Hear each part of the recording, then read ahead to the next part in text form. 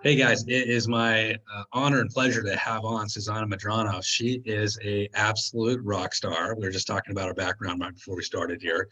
So I always like to have on people that are out there in the field crushing it and have had real world experience recently. Sometimes you get some coaches on here that have done this 30 years ago, but this is somebody that's actually been in the trenches and is involved in helping her network of offices, like 18 offices, perform at a high level. She's a coach. She's also been somebody that's been in the trenches, but also been a team, somebody that's been involved in coaching teams, which is always interesting as well. So welcome. Thank you, Jim. It's an honor. It's a pleasure. Thank you so much for inviting me today. Of course. So just so the audience can kind of get to know you and identify with where you've come from, kind of walk us through your path into real estate and what happened. I know you had an incredible first year. Sure. So if you would have told me back in 2013, or in fact, any time prior to that, that I would be in sales, more or less a realtor, I would have probably laughed. I am a nonprofit social worker by heart. In fact, when I graduated college, I went into that, helping cancer patients, helping immigrants, helping everybody that had a fight, right? Everybody that needed an advocate. And it just so happened I had a good friend that was with the current brokerage, still is, and I ran into him in the summer of 2013, and we were at a gala of an organization called CASA that helps kids in the court system. Yeah. And he approaches me and he's like, Susanna, why don't you be a realtor? And I'm like, why? He's like, you literally have just talked to Judge so-and-so over there. Then you bounced and we were talking to the Texas Secretary of State.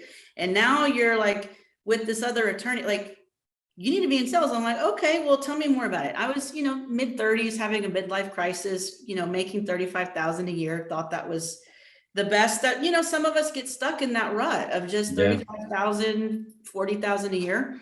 Sure. And so I took the challenge. I got licensed. I went to work for him.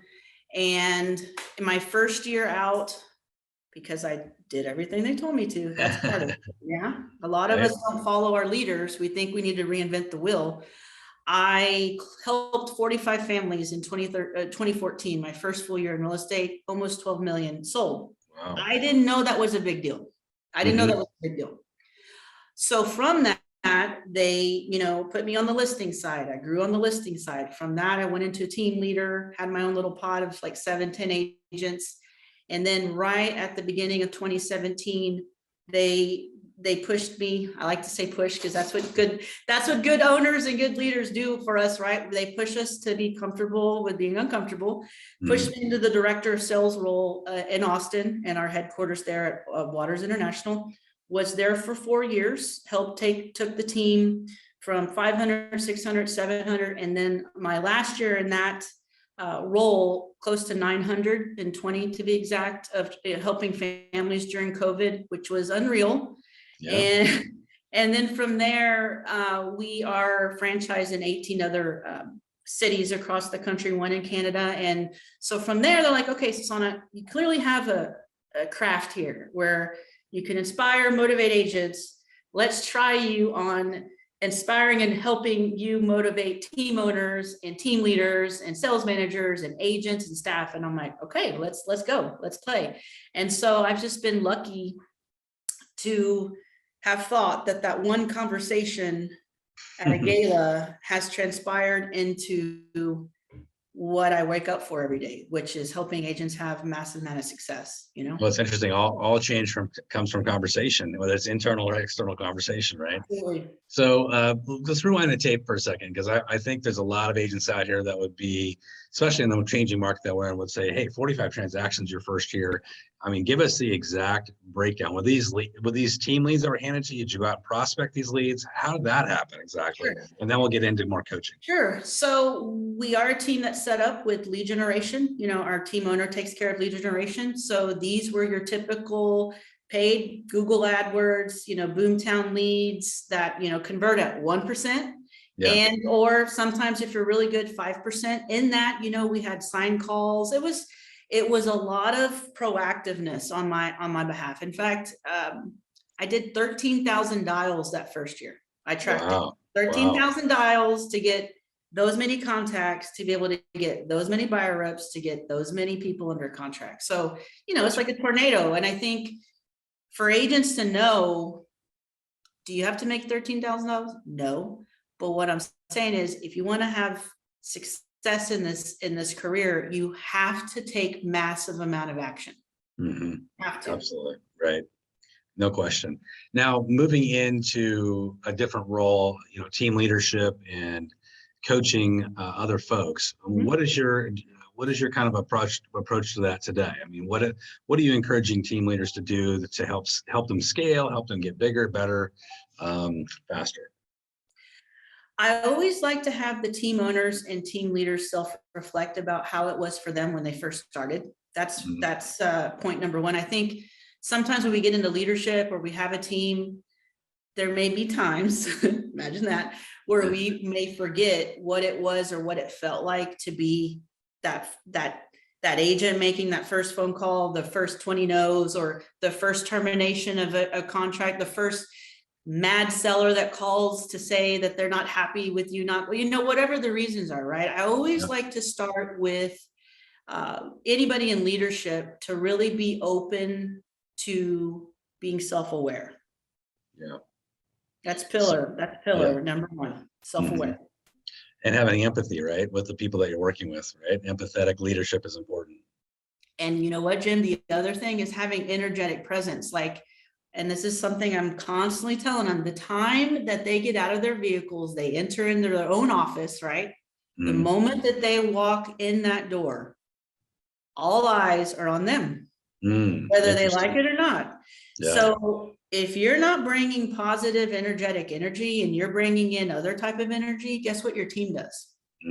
They suck off that. Absolutely. It starts from the moment you get out of your car all the way until the time that you leave that office. When you are in the presence of your people that lead and that follow you, you have to be able to bring it.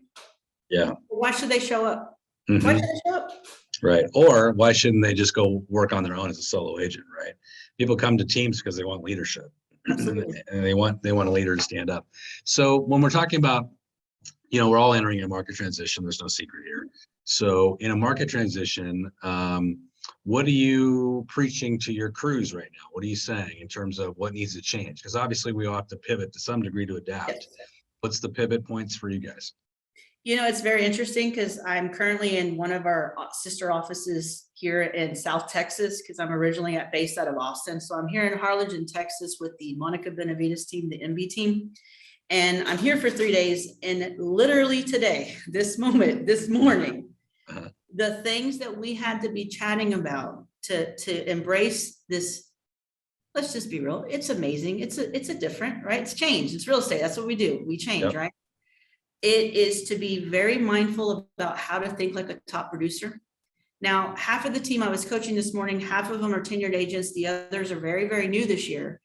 I still wanted them to get into the mindset. I don't care what's going on about the interest rate. I don't care about sellers not selling. We have to already become that top producer. So that was the first thing. It was all about mindset. We got to go ahead and leave the chaos at home, leave your problems at the front door. When you come in here, you're going to be the top producer. The next thing that we had to really be intentional about is an agent's time. Because with this market shift, if you have not been living a schedule, have not been carving out, the times that you do direct income producing activities, indirect producing activities, and just those supportive things, then we got to go ahead and fix that now. Because with this market shift, there's lots of opportunity. And if you're not time blocking or getting your things done that make you money and stay uber focused on that, then we're failing. The third component that we ended today on, and you're going to probably laugh at this one, is how to make prospecting your hobby. It's like, I can break you down on how you need to be a top producer. I can tell you all about, how we need to perform with blocking our time. But now I need you to fall in love with this thing. The one thing that we know to be, it's the one thing that in different markets, it's the only thing that separates my grandmother would always say, mulas sin mecates, the donkeys without the lead rope. It's the one thing that will separate the actual racehorses, is those that are willing to put in that time, no matter what kind of market condition we're in. It's who's going to put in the time and who's going to enjoy it. Who's going to show up? 95% of winnings is showing up, right? Absolutely. So what with income generating opportunities? Let's talk about that, because I think for some agents that are listening to this, they're going to say, okay, tell me, Susanna, I want you to tell me exactly what to do. Like, what do you mean by that? Do you mean I should be talking to expired listings? Do you mean I should be talking to for sale by owners? Do you think I should be buying leads? What in your mind for your teams that you're coaching is the best income generating opportunities? Prospecting. It What doesn't kind? necessarily prospecting. I would say currently buyer leads, in my opinion, buyer leads. Buyer leads are going to be something that is coming back around.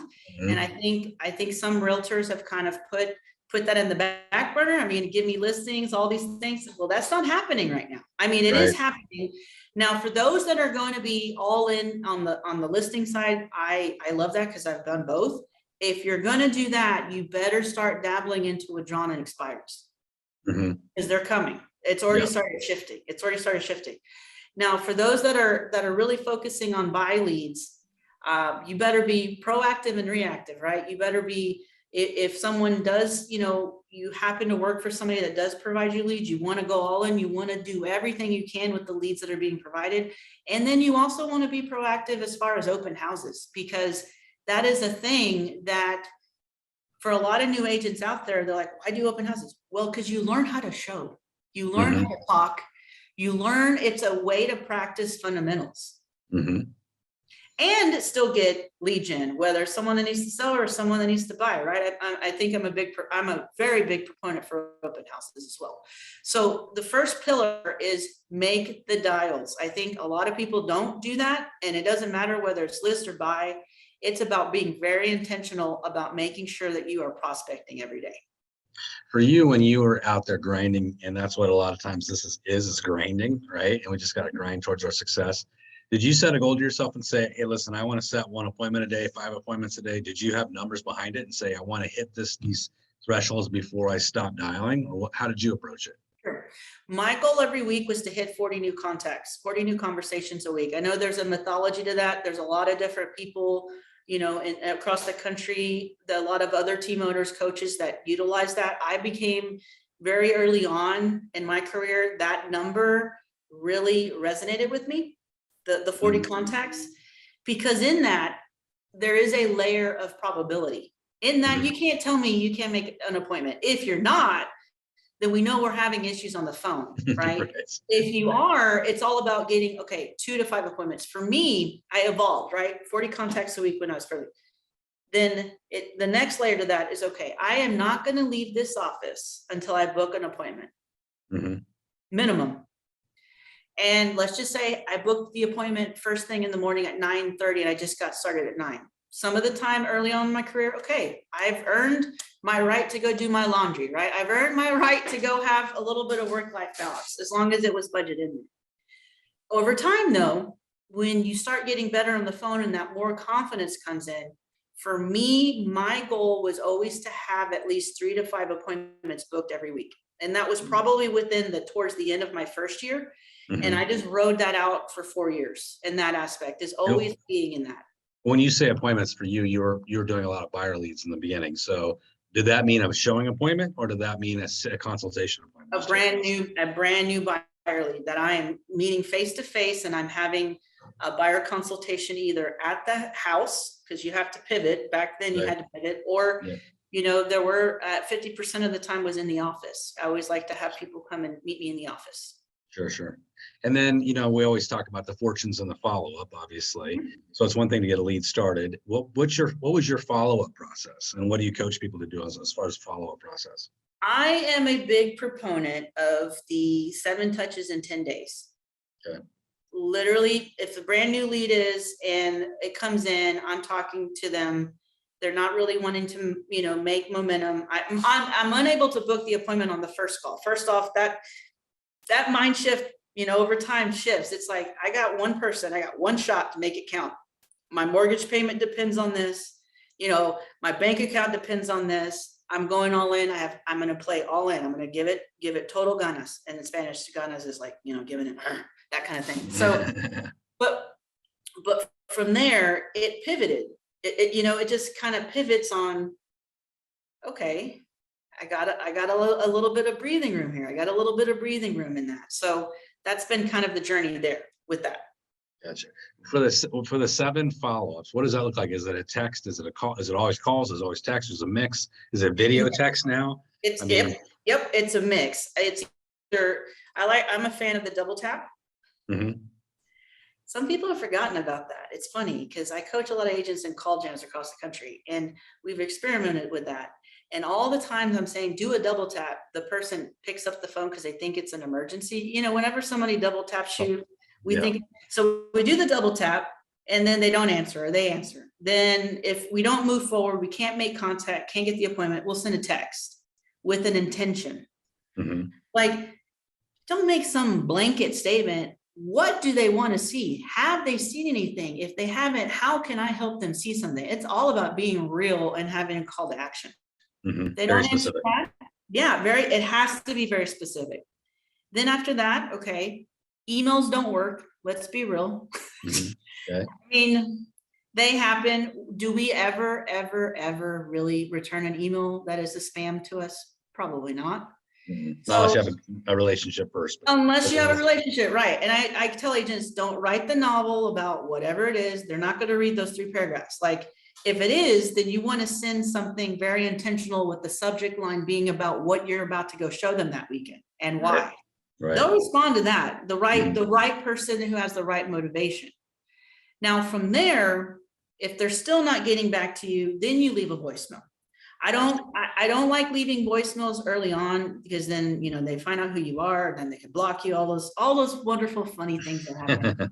But even on a voicemail, it's very intentional. It shouldn't be more than 20, 30 seconds. It better be me being on fire when I leave that voicemail. I want to make sure that person returns my call. And then if still not, then I'll try calling in. And if there's still no answer, they weren't ready for me. They weren't ready for me. I'll just put it back in a pond, put it kind of out of sight, out of mind.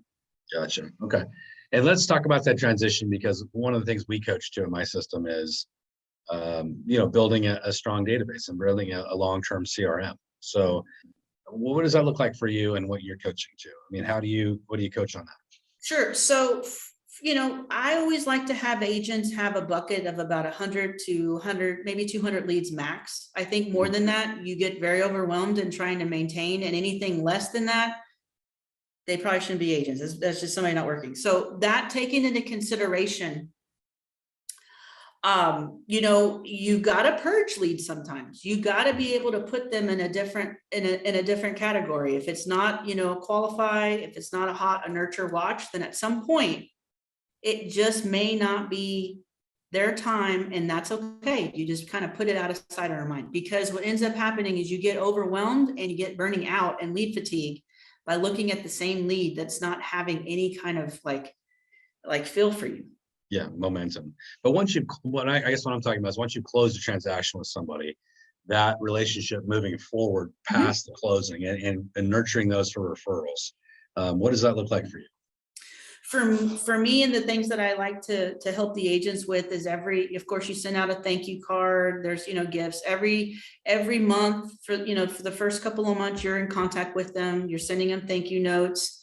There were times I've even, paid a couple $100 to send little real estate magazines to them with my face on it, just to remain, top of mind. And we are really big about inviting our past clients to events. There's usually 2 or 3 events a year where we have them come back in and we give thanks for them. There's an interesting thing in November where we give out pies, pecan or pumpkin. They all just come in and just get either a pumpkin or pecan pie, and just even that kind of connection to just give thanks for them having given us that opportunity. that always resonates very well with our people. And it's long-term follow-up, and I know that is a lot of stuff that agents don't feel like they need to do, but that is where you're able to not work as hard in prospecting in year 2 and year 3, is because you're starting to build out your referral base of sphere. Yeah. After 9 years, that's what I rely on now. After all of those years of, taking company generated leads, now I don't have to fish in there. It's all just by people that I've helped, over the years. It just kind of falls into play like that. Yeah, I think that's a really important message, because I mean, a lot of people don't have the ability to grind for 10 years, right? 2 to 3 years, they're going to be burned out, and they got to have an exit path out of that into more of an organic kind of situation where their business is flowing from their database. So looking at team building for a second, team building is an art in and of itself, obviously. So agents looking to scale into a team, what do you think is step one? I'm a solo agent. I think I need to grow and build a team. What do I need to do? Step one is you got to have a proven track record that you can actually close deals. I mean, Yes. I love that. I love a new agent that says I want to build a team and they haven't. Oh, no. The first step is you got to have a proven track record that you are capable of prospecting, taking listings, helping buyers, and closing deals consistently. And for me, I think the number for me is usually around 50 deals. When you're consistently hitting that and you want to start kind of expanding out, then that is an opportunity. Then you probably would want, if you're open into building a team, that's a good number to start looking into. Okay, how do I leverage my time better? Because usually you and I both know, like, probably the most I've ever done in 1 year was close to like 70 or 80, and you have no life. It's just not sustainable for you or your family, right? No. And to be consistently at that, it can wear and tear on a lot of different things. But for those, again, that are looking to build a team, you got to have a proven track record, because if they can't buy into you, no one is. Like, people you bring in, you better have a proven track record. Yeah. And I always talk about, you want to create, you want to be the rainmaker. And if you can't make leads rain, you have no business hiring anybody. So you have to have an overabundance of leads in order to start. Absolutely. Is your first hire as a team leader an assistant, a TC, or a buyer's agent, or what do you think? As someone who went through that before I got into leadership in Austin, when I was a top producing agent, my first hire was an assistant, and it was a licensed assistant. So she could leverage my time. She could go to my inspections. She could go to my closings if I needed to, because half of the time she was with me with showings appointments. If I couldn't go, she would go. She was just my extension of my arm, trusted with my bank account, my email. She's still with me to this day in a different role. Like, from that, she got so good at supporting me that now she's like a high level transaction coordinator for our entire brokerage. So, I mean, it's like, my opinion would be you would hire an assistant. The next. That's number one. Second after that would be TC? Maybe. Again, sometimes now with the market shift, you can find potential VA people to kind of help support, or even transaction management just by file. Again, it's all about still getting, the revenue up, the income up. From that, then I would take on essentially all the listings to try to, funnel out that. My next hire would probably be a buyer agent, or at least 2 or 3 buyer agents, coaching them on that side as I'm bringing in revenue as a listing agent, right? Then you start scaling from there. You start adding in people to kind of fill the holes. Yeah. As a team leader, do you feel like you would buy leads for your buyers agents? Because this is a big debate.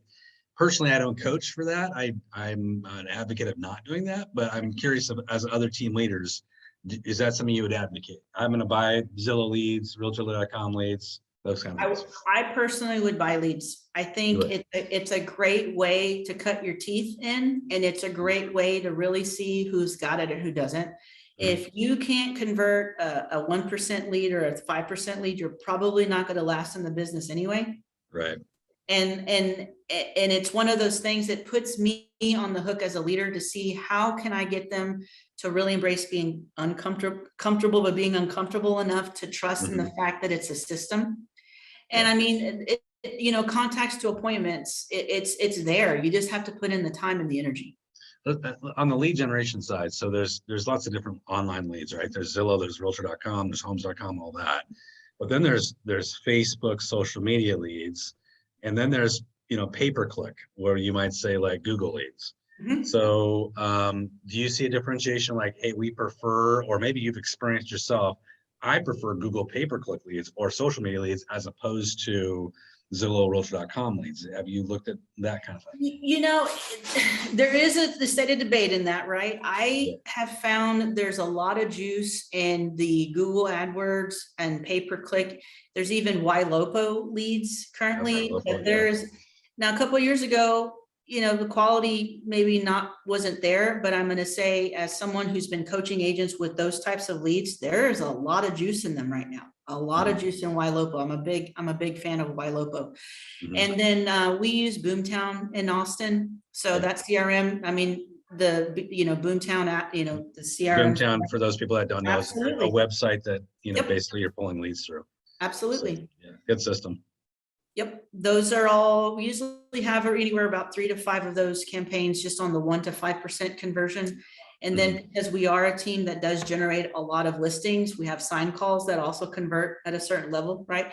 Sometimes there are other realtor.com, Trulia, Zillow leads that you can get in bots, that's a layer. And then of course there's open houses and Sphere. So if you stack them all out, you give all these spinning plates of opportunity for agents to really know how to prospect all of them. Because there's different, you have to be different in each category. You have to be what you say and how you say it. So I'm a big fan of, I think, because it was given to me, an owner that gave me, you come from that background. I think, yeah, I'm always gonna, if in those positions, I'm always gonna play it forward.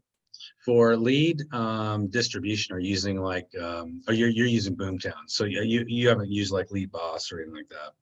No, I have had some of our franchise partners in our network.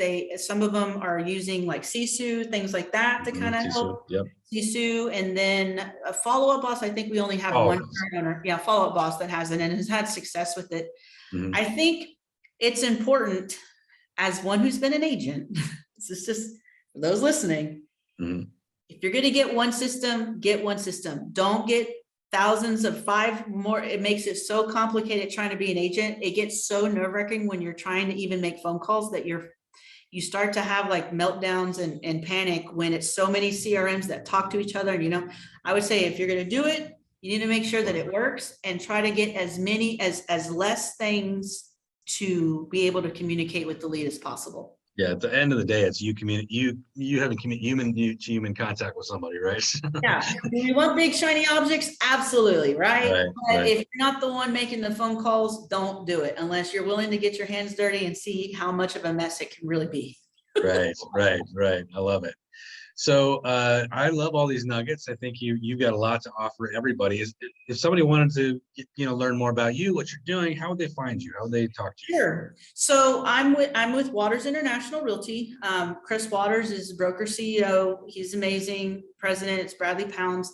People can find me at Susana.Medrano on my Instagram. In fact, just send me a DM. That's the first way to find me. And then I am on the company website as well. Going to be in a couple of weeks, I'm going to be offering some free coaching and such on people just on prospecting. So I'll have some tools and things starting to come out on our Christopher Waters coaching website here in a couple of weeks. Love it. Susanna, thank you so much for being with us today. You crushed it. Lots of great information there and just kind of a roadmap for success for people growing. I love it. Thank you, Jim, so much for the opportunity. It's been an absolute honor.